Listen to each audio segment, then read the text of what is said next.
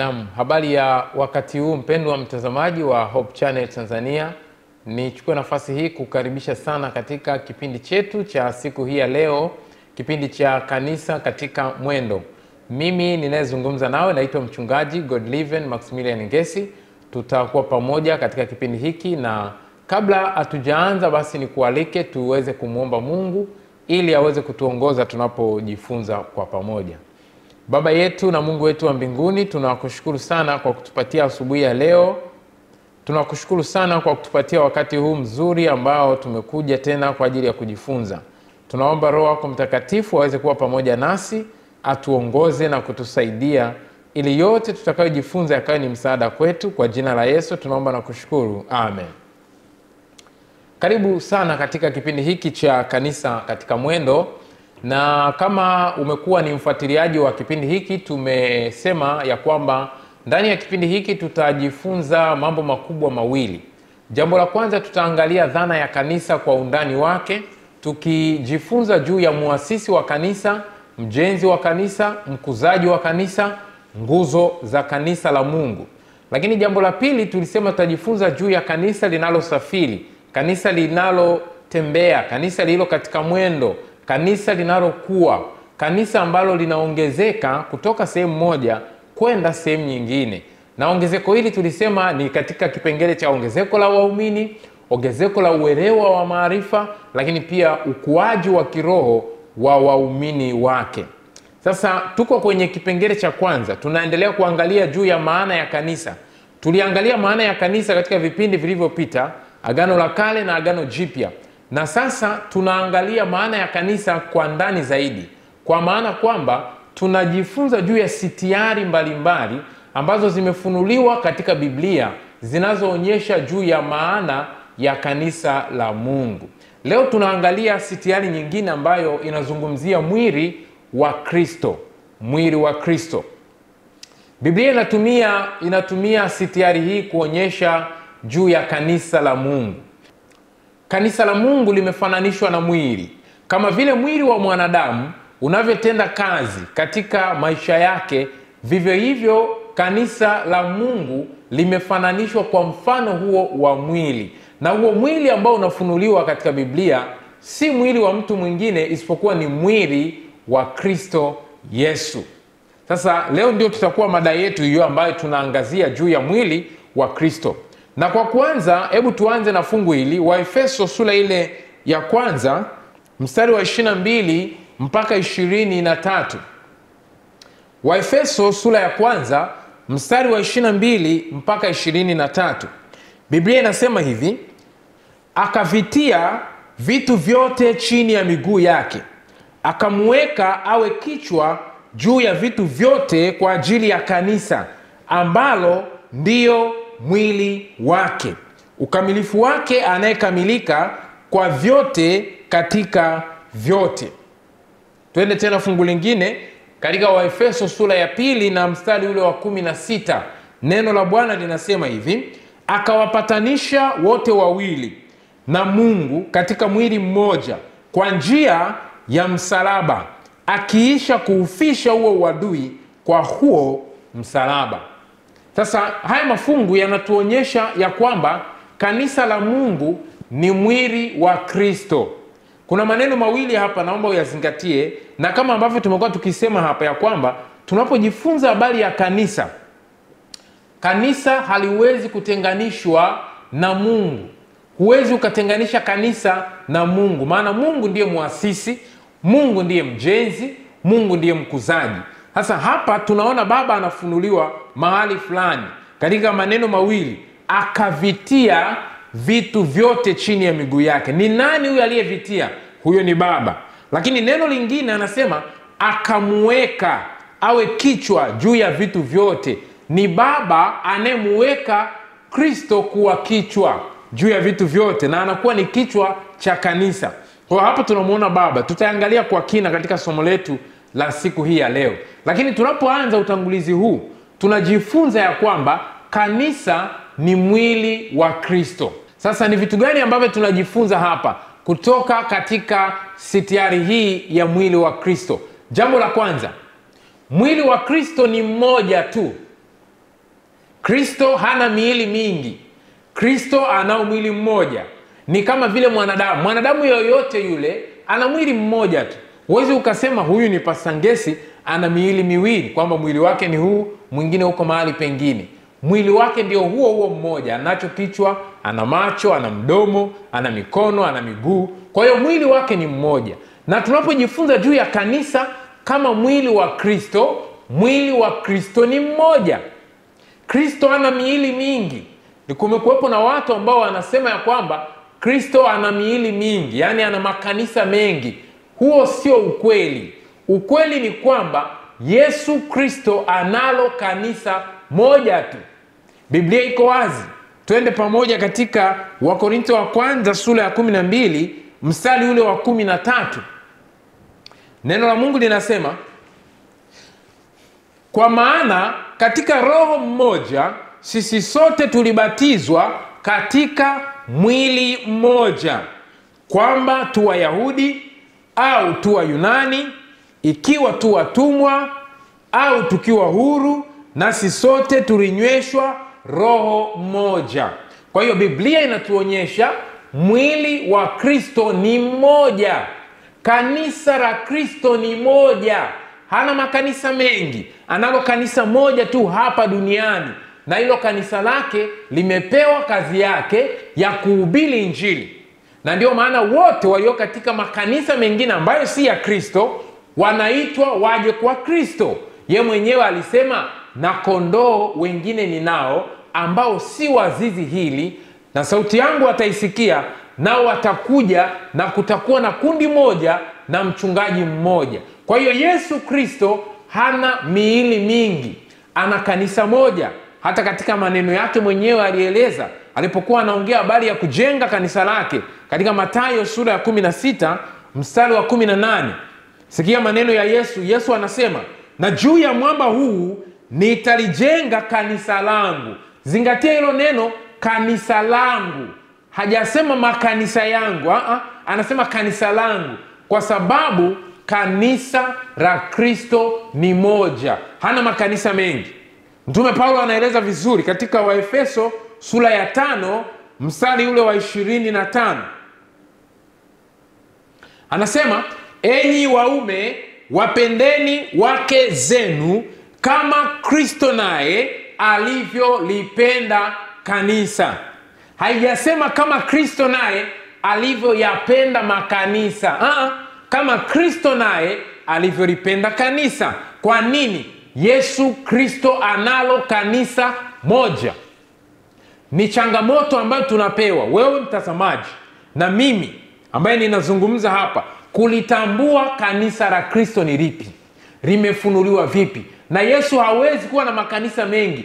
Yesu ana kanisa moja kama ambavyo Biblia imetufunulia. Kwa hiyo mwili wa Kristo, kanisa la Kristo ni kanisa moja. Hilo ni jambo la kwanza ambalo tunajifunza kutoka katika sitiari hii ya mwili wa Kristo. Jambo la pili, katika sitiari hii ya mwili wa Kristo, Yesu Kristo anafunuliwa kama kichwa cha kanisa. Maana yake ni nini? Maandiko yanatuweka bayana. Hebu tuangalie katika kitabu kile cha Waefeso sura ya 5 mstari wa 23. Waefeso 5:23, neno la Mungu linasema, kwa maana mume ni kichwa cha mkewe, kama Kristo naye ni kichwa cha kanisa, naye ni mwokozi wa mwili. Kwa hiyo Biblia inatuambia hivi, tunapojifunza juu ya mwili wa Kristo kama kanisa la Kristo, inatufunulia ya kwamba Yesu Kristo ndiye kichwa cha kanisa. Na nini maana yake sasa Yesu anapofunuliwa kuwa kichwa cha kanisa? Mambo 4 ya msingi unayopaswa uyafahamu. Jambo la kwanza, Yesu anapofunuliwa kama kichwa cha kanisa, yeye ndiye kiongozi mkuu wa kanisa. Unajua katika mwili wa mwanadamu, kichwa ndio kinachoongoza kila kitu. Maana katika kichwa hapa kuna macho. Kwa hiyo ili huu mwili uweze kwenda mahali fulani, lazima uone. Na macho yako kichwani. Lazima uzungumze ili kuweza kuwa na mawasiliano. Lazima nisikilize, maana hapa kuna masikio. Lakini kikubwa zaidi ya yote kuna ubongo hapa. ubongo unaofanya kazi unaniambia sasa ni wakati wa kwenda kulala, sasa ni wakati wa kukaa, sasa ni wakati wa kutembea kuelekea mahali fulani. Kwa hiyo kama vile mwili unavyotenda kazi, kichwa ndio kinaongoza vitu vyote. Uliwahi kusikia msemo wanasema kama kichwa ni kibovu, mwili wote utakuwa mbovu. Kichwa kikiwa ni kizima, mwili wote utakuwa mzima. Kwa hiyo Yesu anapofunuliwa kama kichwa, maana yake yeye ndiye kiongozi wa kanisa. Na ndio maana katika Mathayo sura 23 mstari wa 10 alisema, wala msimuite mtu yeyote kiongozi duniani, maana kiongozi ni mmoja tu, naye ni Kristo Yesu. Kwa hiyo yeye ndiye kiongozi wa kanisa lake. Ndio maana anafunuliwa ya kwamba yeye ni kichwa. Jambo la pili, Yesu anapofunuliwa ya kwamba yeye ni kichwa, anafunuliwa kwamba yeye ndiye chanzo cha hekima. Na maandiko yanatuambia hivi, Yesu sio tu anayo hekima, lakini Yesu Kristo ndiyo hekima. Yaani hekima yote inafunuliwa ni chanzo chake ni Kristo Yesu. Ndio maana ndio maana Mtume Paulo anaandika katika Wakorintho, anasema ya kwamba Yesu Kristo ndiyo hekima itokayo kwa Mungu. Maana yake ni kwamba yeye anapokuwa kichwa cha kanisa, yeye ndiye chanzo cha hekima.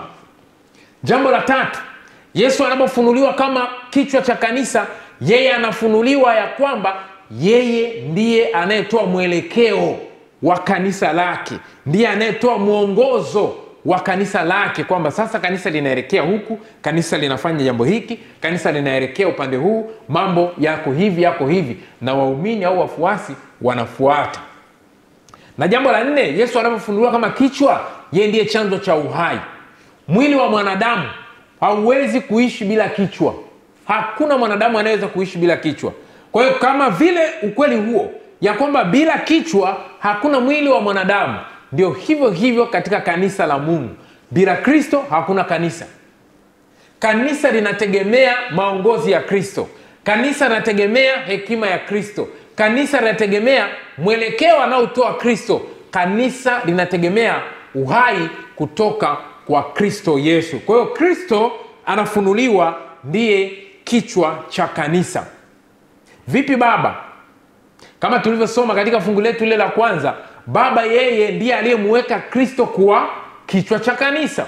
Kwa maana kwamba yeye ndiye chanzo cha mambo yote. Yeye ndiye anayeanzisha. Maana Biblia inatufunulia kwa maana jinsi hii Mungu aliupenda ulimwengu hata akamtoa mwanae wa pekee ili kila mtu amwaminie asipotee bali awe na uzima wa milele. Hiyo ni Yohana 3 mstari wa 16. Kwa hiyo Baba yeye ndiye chanzo, ndiye anayemfanya Kristo kuwa kichwa cha kanisa. Yeye ndiye anayeanzisha ule mpango wa wokovu ambao unafunuliwa kwa kina kwa njia ya Kristo Yesu, ambaye lazima aje aweze kuwa ni kiongozi katika kanisa la Mungu. Huo ukweli unaelezwa pia katika Waefeso sura ya 1 na mstari ule wa 22, anasema akavitia vitu vyote chini ya miguu yake. Huyo ni Baba. Akamweka awe kichwa juu ya vitu vyote kwa ajili ya kanisa ambalo ndiyo mwili wake. Kwa hiyo Baba yeye ndiye chanzo. Yeye ndiye anayemweka Kristo kuwa Mwokozi. Yeye ndiye anayemtuma mwana wake kuwa Mwokozi, na anamtuma mwana wake kuja kuzaliwa duniani kuwaokoa wanadamu. Yesu anapokuja kuwaokoa wanadamu hapa duniani, aliletwa na Roho Mtakatifu. Yaani ule mpango wa wokovu ulitimilika kwa njia ya Roho Mtakatifu kuufanya kuwa kitu halisi. Maana Biblia inatuambia Yesu alitungiwa mimba kwa uwezo wa Roho Mtakatifu. Sasa hapa tunapata Roho Mtakatifu yeye analo jukumu gani katika kanisa la Mungu, na hasa inapofunuliwa kwa maana ya mwili wa Kristo. Roho Mtakatifu ndiye anayeupatia uhai mwili wa Kristo. Yaani ili mwili uweze kuwa na uhai, unahitaji vitu gani? Namba 1, hewa safi. Unahitaji chakula, unahitaji lishe, unahitaji mazoezi na vitu kama hivyo. Roho Mtakatifu katika mwili wa Kristo, yeye anafunuliwa ndiye mtendaji katika mwili wa Kristo, kwa maana kwamba yeye ndiye anayeupatia uhai. Yaani kwa lugha rahisi, kanisa bila Roho Mtakatifu haliwezi kuwa hai. Kanisa linakuwa hai likiwa na Roho Mtakatifu. Kanisa linakuwa hai likiwa na kiongozi ambaye ni Kristo Yesu. Kwa hiyo nafsi hizi zote mbili zinatenda kazi kwa karibu kabisa katika kanisa la Mungu. Maandiko yanasema hivi, Roho Mtakatifu anavyopatia uhai mwili wa Kristo, anaunda mwili huu wa Kristo, lakini pia ndiye anayewaunganisha waumini katika mwili wa Kristo. Anawaunganisha vipi? Sikiliza, katika Wakorinto wa kwanza sura ya 12 mstari wa 13, neno la Mungu linasema, kwa maana katika Roho mmoja sisi sote tulibatizwa katika mwili mmoja, kwamba tu Wayahudi au tu Wayunani, ikiwa tu watumwa au ikiwa tu huru, nasi sote tulinyweshwa roho mmoja. Kwa hiyo Roho Mtakatifu anaunganisha watu ili waweze kuwa ndani ya mwili wa Kristo. Bila yeye hawawezi kuunganika. Bila Roho Mtakatifu watu ndani ya kanisa la Mungu hawawezi kuunganika. Ndio maana yeye ni wa muhimu sana. Maana anasema ni kwa njia yake tulibatizwa katika Kristo Yesu, kuingia katika mwili wa Kristo. Hiyo ni jambo la kwanza. Lakini jambo la pili analofanya Roho Mtakatifu, anatoa uhai wa kiroho. Ndio maana anafunuliwa kwa ishara ya upepo katika Biblia. Yeye anatoa uhai wa kiroho katika kanisa la Mungu. Biblia inaeleza hivi katika Yohana 6, mstari wa 63, neno la Bwana linasema, roho ndiyo itiayo uzima, mwili haufai kitu. Kwa hiyo Roho Mtakatifu katika mwili wa Kristo anatia uzima katika maisha ya waumini ili waweze kuwa hai. Na hapa sasa waumini wanafunuliwa kama viungo. Ili viungo katika mwili wa Kristo viweze kufanya kazi, lazima Roho Mtakatifu atende kazi katika viungo hivi. Kama ni mkono, lazima Roho Mtakatifu atende kazi. Kama ni mguu, lazima Roho Mtakatifu atende kazi, au kiungo kingine chochote. Kwa hiyo unaona Roho Mtakatifu alivyo muhimu sana katika kanisa la Mungu. Maana bila yeye hakuna uhai wa kiroho. Bila Roho Mtakatifu kanisa haliwezi kuwa na umoja. Bila Roho Mtakatifu waumini hawawezi kuzaliwa kuja ndani ya kanisa la Kristo au ndani ya mwili wa Kristo. Jambo lingine Roho Mtakatifu analofanya katika mwili wa Kristo, anagawa karama katika viungo ndani ya mwili wa Kristo. Wakorintho wa kwanza 12 mstari wa 11, neno linasema, lakini kazi zote hizi huzitenda Roho yule mmoja, akimgawia kila mtu peke yake kama apendavyo. Kwa hiyo Roho Mtakatifu katika mwili wa Kristo ana kazi ya kugawa karama. Anagawa karama. Hizi zinaitwa karama za kiroho. Kuna karama ya uchungaji, kuna karama ya ualimu, kuna karama ya uinjilisti, kuna karama ya ukarimu, kuna karama ya ualimu, kuna karama ya huduma, imani, miujiza. Hizi ni karama mbalimbali ambazo Roho Mtakatifu anazigawa katika maisha ya waumini ndani ya mwili wa Kristo. Kwa hiyo utagundua ya kwamba nafsi tatu za kiungu, Baba, Mwana na Roho Mtakatifu, zinavyofunuliwa kwa sitiari hizi, kila moja ina kazi yake mahususi. Baba ndiye anemtoa Mwana, ndio maana anasema akamweka awe kichwa. Mwana yeye ndiye kichwa, maana yeye ndiye kiongozi wa kanisa. Roho Mtakatifu yeye ni mtendaji, yeye ndiye anayetoa uhai, yeye ndiye anayefanya waumini wawe na umoja, yeye ndiye anayewakusanya waumini kutoka katika imani na madhehebu mbalimbali waje katika mwili wa Kristo Yesu. Kwa hiyo fundisho la Mungu halitengani au halipishani kabisa na fundisho la kanisa. Yanaungana hivi kwa ukaribu sana. Maana Mungu anajihusisha kwa karibu na kanisa lake. Jambo lingine ambalo tunaweza kujifunza hapo ni ukweli kwamba waumini wao wanafunuliwa ndio viungo. Kwa hiyo ukiona mwili wa mwanadamu una viungo mbalimbali. Kuna miguu, kuna mdomo, kuna jicho, kuna pua, kuna mikono. Kwa hiyo waumini katika mwili wa Kristo wao ni viungo. Biblia inaeleza bayana kabisa katika kitabu kile cha Wakorintho wa kwanza 12 mstari wa 18 mpaka 20. Anasema, bali Mungu amevitia viungo kila kimoja katika mwili kama atakavyo. Lakini kama vyote vingekuwa kiungo kimoja, mwili ungekuwa wapi? Lakini sasa viungo ni vingi, ila mwili ni mmoja. Kwa hiyo mwili ni mmoja, viungo ni vingi. Maana yake ni nini? Hivi viungo kila kimoja kina kazi yake, kila kimoja kina umuhimu wake. Usimdharau hata muumini mmoja ndani ya kanisa la Mungu, hata mmoja. Usifanye hivyo, maana aliyemleta ni Roho Mtakatifu na ndiye anayejua kazi yake hasa aliyomletea kuifanya ndani ya kanisa. Kwa hiyo kule kudharau viungo ndani ya mwili wa Kristo ni makosa. Maana maandiko hapa yanatuonyesha kwamba viungo hivi vyote kila kimoja ni cha kipekee, kila kimoja ni cha muhimu. Hakuna kiungo kilicho bora kuliko kingine. Vyote vinafanya kazi kwa usawa na kwa utendaji ulio mkamilifu. Kwa hiyo Mungu atusaidie ili sisi ambao ni viungo katika mwili wa Kristo tujue kuchukuliana hata katika madhaifu yetu. Kwa hiyo Mungu ameweka viungo kuwa ndio waumini katika mwili wake. Jambo la 4 tunalojifunza kutoka hapa, nini ambacho tunajifunza hapa? Viungo hivi ni vimoja katika Kristo, vina umoja katika Kristo.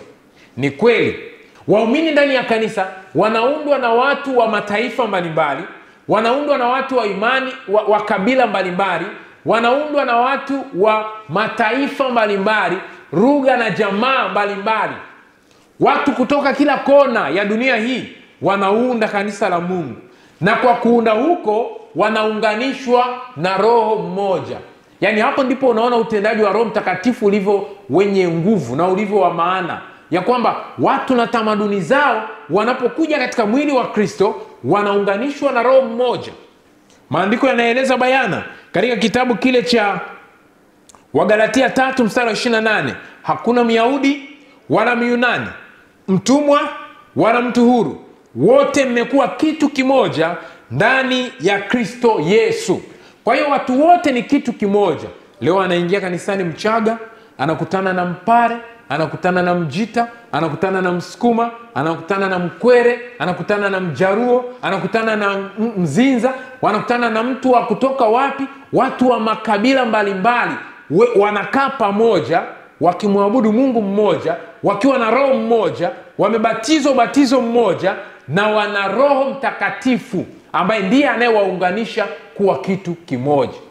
Kwa hiyo huo ndio unaitwa umoja katika Kristo. Ni watu tofauti tofauti, ni watu ambao wanatoka makabila, jamaa, mataifa mbalimbali, wanaunganishwa na kuwa kitu kimoja kwa njia ya Roho Mtakatifu. Jambo la 5 na la mwisho kwa siku hii ya leo, tunapojifunza juu ya mwili wa Kristo, tunajifunza juu ya umoja katika utendaji. Umoja katika utendaji. Sasa utendaji wa Roho Mtakatifu unafunuliwa katika maisha ya kila muumini. Hapa ndipo Roho anatoa karama. Huyu ana karama hii, huyu ana karama hii, huyu ana karama hii. Wanatenda kazi kwa umoja na kwa upatanifu. Hawapaswi kupishana. Ukiona kuna huo upatanifu, ujue hapo kuna Roho Mtakatifu. Maana mwili wa mwanadamu unafanya kazi kwa upatanifu. Kiungo kimoja kikipata shida, mwili mzima unaumwa. Wewe chukulia tu mfano, hata kucha tu hii itoke, kucha tu ambao unaweza ukaiona kwamba nika kiungo kadogo tu hapa, kakitoka tu, mwili wote unaumwa, na unaweza usiende hata katika majukumu yako ya kila siku, maana ni mwili wote umepata maumivu. Maana yake ni nini? Viungo katika mwili wa Kristo vinapaswa kushirikiana katika utendaji, na ufanisi wa utendaji huo unafanikiwa tu ikiwa kuna Roho Mtakatifu. Maandiko yanasema hivi katika Wakorintho wa kwanza 12 mstari wa 15 hadi 17, alafu nitaruka 21 hadi 23. Anasema, mguu ukisema ya kuwa mimi si mkono, mimi si wa mwili, je, si wa mwili kwa sababu hiyo? Na sikio likisema kwa kuwa mimi si jicho, mimi si la mwili, je, si la mwili kwa sababu hiyo? Kama mwili wote ukiwa jicho, kuwapi kusikia? Kama wote ni sikio, kuwapi kunusa? Na jicho, fungu la 21, na jicho haliwezi kuambia mkono, sina haja na wewe, wala tena kichwa hakiwezi kuiambia miguu, sina haja na ninyi.